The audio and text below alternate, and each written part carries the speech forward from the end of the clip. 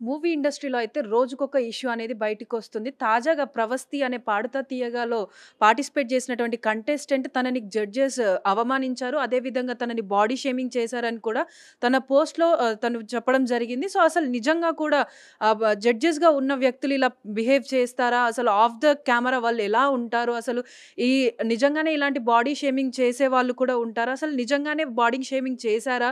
తనని అలాంటి మాటలు అనే అవకాశం ఉందా అన్న విషయాలన్నిటి పైన కూడా మనతో మాట్లాడడానికి చిట్టిబాబు గారున్నారు. వారిని అడిగి తెలుసుకుందాం. నమస్తే సార్. నమస్తే. సార్ ఇప్పుడు 'పాడుతా తీయగా'లో పార్టిసిపేట్ చేసినటువంటి 'ప్రవస్తి ఆరాధ్య' అనే అమ్మాయి తన పోస్ట్‌లో తనని జడ్జెస్ అనేవాళ్ళు కించపరిచేవాళ్ళు.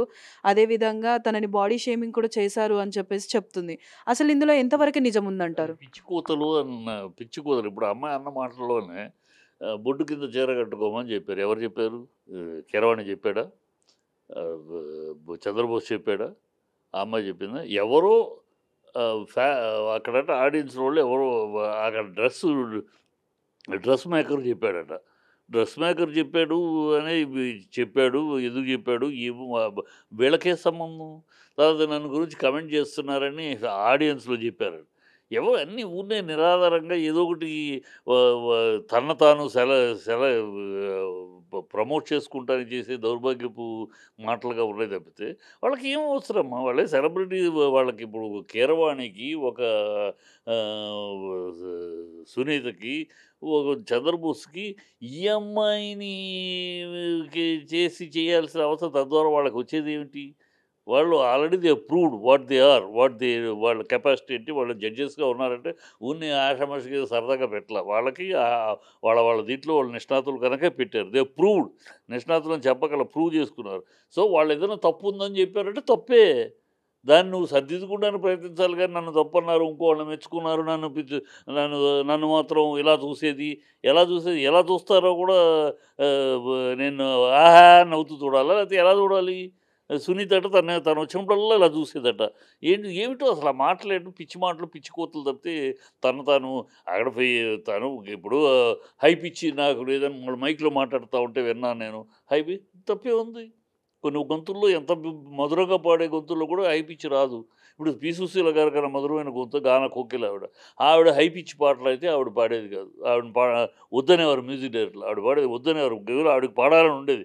కానీ వద్దమ్మా జానకి గారి వాయిస్‌లో పచ్చి పి ప హై పిచ్ ఆవిడ వాయిస్‌లో పలుకుద్ది గానీ, మీ వాయిస్‌లో పలకదు. వద్దు అంత హై పిచ్ ఎళ్ళలేదు అని హై పిచ్ తక్కువ ఉన్న దాంట్లో ఆవిడతోటి పాడించుకోరు. హై పిచ్ ఎక్కువ ఉంటే ఖచ్చితంగా జానకి గారి దగ్గరికి ఎళ్ళేవారు. అందుకని ఆవిడ తక్కువ, ఈవిడ ఎక్కువ కాదు కదా! ఒక్కొక్క వాయిస్‌లో ఒక్కొక్క కంఠంలో ఒక్కొక్క ఇది పలుకుద్ది. అది అనుంటారు. అది ఈవిడ ఆన్‌లో ఉంది. అది వినేసింది. వింటే పై పిచ్ తక్కువ, ఎక్కువ హై పిచ్ బాలేదు అనంటే దాన్ని కరెక్ట్ చేసుకుంటారు ట్రై చేయాలి. లేకపోతే ఎక్కడ అని వాళ్ళకి అర్థం ఎట్లా ఎట్లా అనిపించింది మీకు? ఎందుకు అనిపించింది? ఇక్కడ ఏ స్వరం దగ్గర అనిపించింది కనుక్కొని కరెక్ట్ చేసుకోవాలి. లేదా ట్రై చేయాలి. లేదంటే ఓహో! మన వాయిస్ ఇంతే. మనకిచ్చిన వాయిస్ 'పి. సుశీల' గారి కన్నా గొప్ప వాయిస్ కాదు కదా! ఆ వాయిస్‌కే హై పిచ్ పలకదంటే ఆవిడ జీవితాంతం హై పిచ్ మేము పనిచేసాం కదా! ఆవిడతో. హై పిచ్ పాటంటే మొదట్లో ఆవిడ కావాలనే. తర్వాత ఎప్పుడో తెలుసుకుంది. వద్దు జానకి గారు ఈ ఈ శృతి జానకి గారైతేనే కరెక్ట్ నేను కాదులే అనేది. ఎవరినో ఒకవేళ ఆవిడే కావాలనుకున్నా కూడా. నా సినిమాలోనే ఒక పాటకి ఆహ్, బు బు సుహాసిని చేసిన యాక్ట్ చేసిన దాంట్లో బు మంచి ఎమోషనల్ సాంగ్. దానికి నేను అన్ని పాటలు ఆవిడే పాడుతది. కనుక ఆవిడనే పాడిద్దామండి అనంటే ఆవిడ విని రిహార్సల్‌కొచ్చి విని వద్దండి నేను పాడితే పాట చెడిపోద్ది. ఆ శృతి అంత ఆ ఎమోషన్ అక్కడికెళ్తే గాని ఆ పాట అందం రాదు. ఆ పాట డెప్త్ రాదు. లిరిక్ గాని, ఇది గాని అంత ఉంది. కనుక పాడను అని ఎళ్ళిపోయింది. అప్పుడు జానకి గారితో పాడించుకున్నా. సో, అట్లా ఉంటది. అది ఒక నిజమైన ఈ అమ్మాయి ఏదో వచ్చేసి ఏదో పెద్ద అసలు ఈవిడేదో ఇంటర్నేషనల్ అక్లెయిమ్డ్ ఆర్టిస్ట్ లాగా ఈవిడ చాలా నిష్ణాతురాలుగా ఈ అమ్మాయికి చాలా పరిపూర్ణమైన ఇది ఉన్నట్టుగాను దాన్నే వాళ్ళు వంకబెట్టారు. All this trash. Who is she? In what నీ స్థాయి ఏంటి? నీ టాలెంట్ ఏంటి? నీ విషయ పరిజ్ఞానం ఏంటి? ఒక కీరవాణిని ఒక సునీతని విమర్శించి వాళ్ళేదో నిన్ను బాడీ షేమింగ్ నేను బాడీ షేమింగ్ చేయాల్సిన అవసరం ఏంటి? పాటల్లో బాడీ షేమింగ్ ఎవడో డ్రెస్సు మేకర్ బొడ్డు కింద కట్టుకోమన్నాడు. వాడెందుకు అన్నాడో నువ్వెందుకు విన్నావో?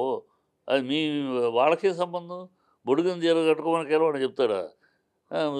సునీత చెప్పుద్దా? సునీత ఇప్పటికి ఇంత పెద్ద సింగర్ అయి కూడా చాలా సాంప్రదాయబద్ధంగా బట్టలేసుకుంటది. సాంప్రదాయబద్ధంగా ఉంటది. చంద్రబోస్ ఓ సాంప్రదాయబద్ధమైన పాటలు రాసేవాడు. వాళ్ళు నిన్ను బొడుగు చీర కట్టమని చెప్తారా? ఎవరు చెప్పారు? ఊరినే గాలి మాటలు తప్పితే ఎవరో అన్నారట అది వాళ్ళ మీద వాళ్ళకి అంటగట్టడం. తనను తాను ఫేమస్ చేసుకోవటానికి తనను తాను అడ్రెస్ లేని తనకి అడ్రెస్ తెప్పించుకోవడానికి కూసే కూతలమ్మ. ఇయన్నీ అనవసరంగా మీరు కూడా I request the media also not to give publicity to this trash people. ఇలాంటి వాళ్ళకంతా మీరు పబ్లిసిటీ ఇచ్చి వాళ్ళు అన్నారని వాళ్ళ గురించి మాట్లాడి వాళ్ళు అనవసరంగా ఫేమ్‌కి తీసుకురావడం తప్పితే వాళ్ళు అన్‌ఫిట్, అన్‌వర్తీ. నీకు టాలెంట్ లేవు నీ టాలెంట్‌లో లోపాలుంటే వాళ్ళు అందుకే జడ్జెస్. నీ లోపాలు చెప్పడానికే జడ్జెస్ అమ్మా. అందరికి ఆహా! ఓహో! అంటానికి జడ్జెస్ ఎందుకక్కడ?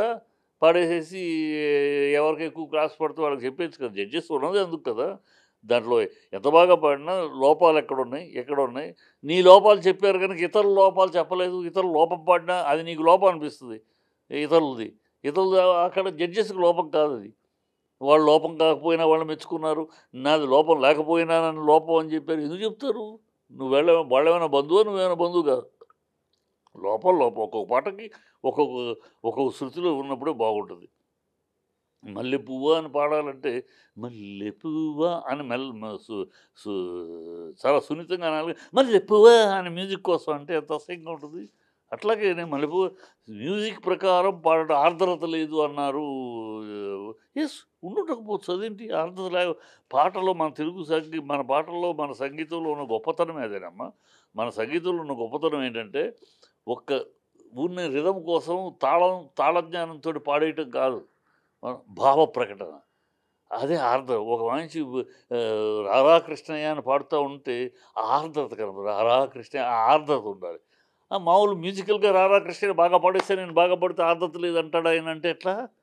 మన సంగీతంలో ఉన్న గొప్ప విషయమే అది.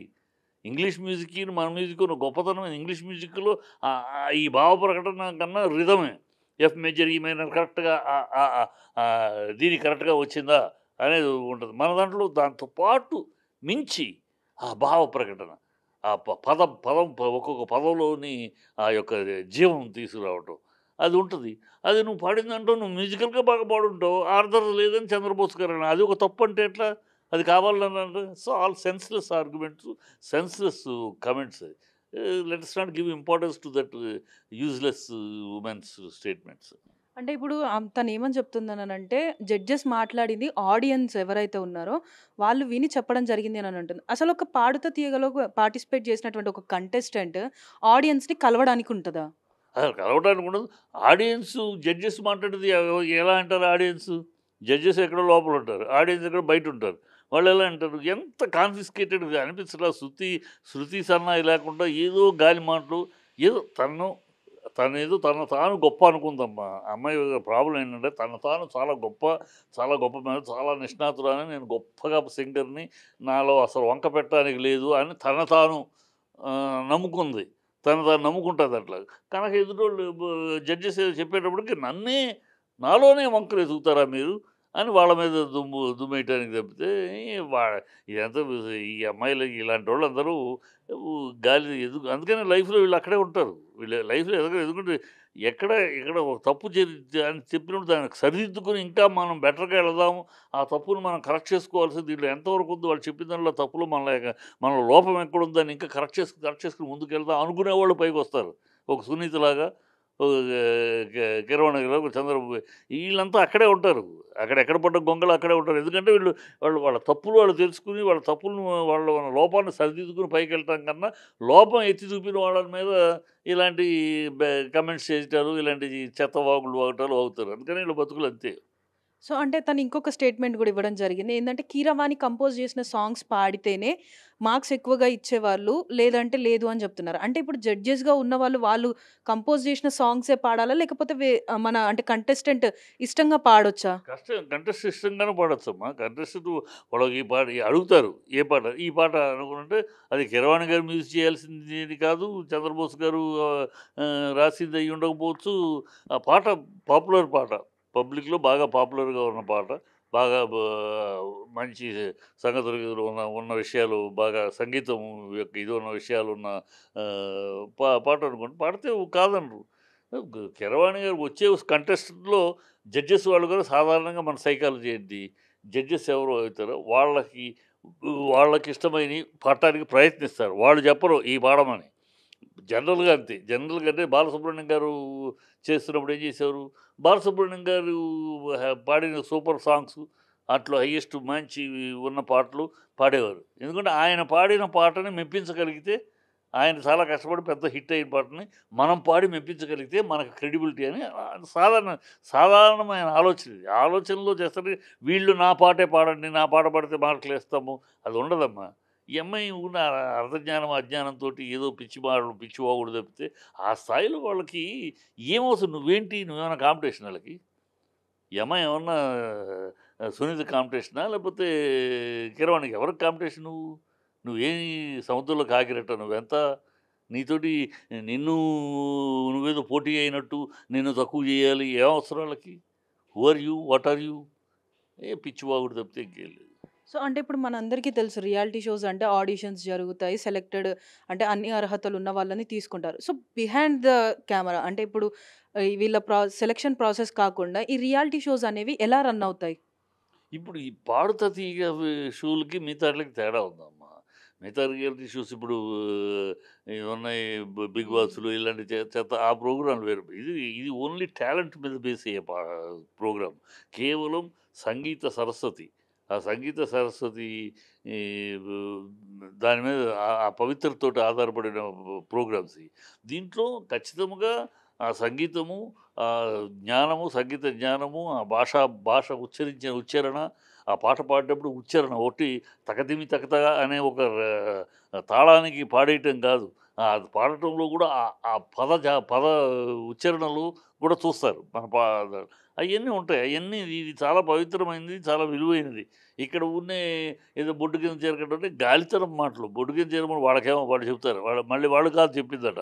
ఎవరో కాస్ట్యూమ్ డిజైన్ ఎవడో వాగాడు. ఎందుకు వాగాడో వాడికి నువ్వెందుకు వాడికి అంత అవకాశం ఇచ్చావు ఆ మాట నీకు చెప్పేంత?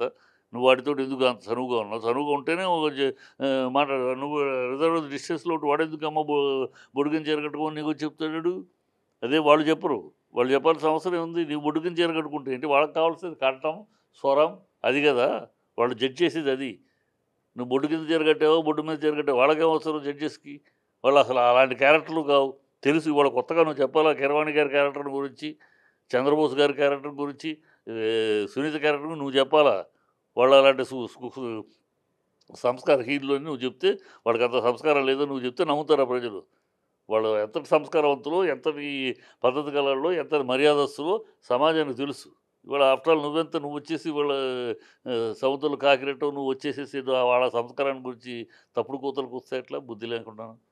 సో, అంటే ఇప్పుడు అనఫిషియల్‌గా 'జ్ఞాపిక ప్రొడక్షన్స్' వాళ్ళు కూడా అనేది ఏంటిదంటే, తను ఎలిమినేట్ అయిపోయింది అన్న ఒక ఉద్దేశంతోటే ఇలాంటి తప్పుడు ప్రచారాలు చేస్తుంది అని అంటున్నారు. ఈ వాక్యాలతోటి మీరు ఏకీభవిస్తారా? నేను ఏకీపిస్తున్నా ఖచ్చితంగా. ఆ అమ్మాయి ఎప్పుడైతే ఎలిమినేట్ అయిందో, తన యొక్క లోపాలని, తన యొక్క ఫెయిల్యూర్‌ని అంగీకరించలేక అది ఈగోలు.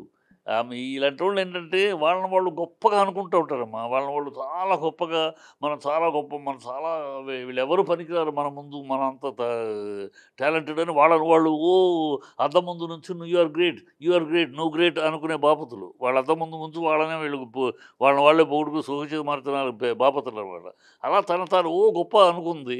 ఎప్పుడైతే తేలిందో భరించలేక, జీర్ణించుకోలేక తన తప్పులు తను సరిదిద్దుకోవాలనో నెక్స్ట్ టైమ్ అయినా ఈ లోపాలు వాళ్ళు చెప్పిన లోపాలు మనం కరెక్ట్ చేసుకుంటే బెటర్ అనే ఆలోచన కన్నా ఈ రివర్స్‌లో అందుకని నేను చాలా గొప్పగా పాడాను, చాలా ఘనంగా పాడాను, చాలా పాండిత్యము నాలో ఉంది.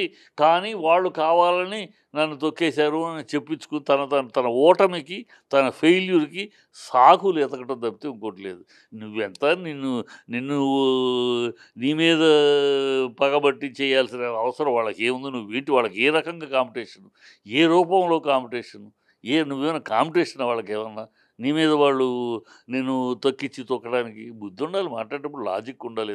ఉన్న అమ్మాయి వేస్ట్ మెటీరియల్ అమ్మ. ఊరినే అది ఇలాంటోళ్ళంతా లైఫ్‌లో పైకి రారు. అక్కడే ఉంటారు అంతే. ఎక్కడ పడ్డ గొంగళి అక్కడే కొట్టుకుంటూ ఉంటారు.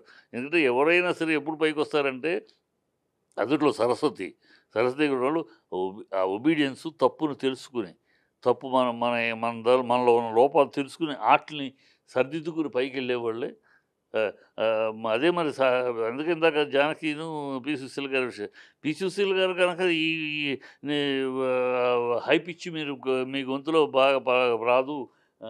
జానకి గారితోటి వచ్చినంత హై పిచ్ మీ దాంట్లో రాదు అని మ్యూజిక్ డైరెక్టర్స్ ఆ రోజుల్లో అన్న రోజుల్లో ఆవిడ కూడా కోపగించుకుని ఇలాగుంటే ఆవిడ ఉండేది కాదు కెరీర్.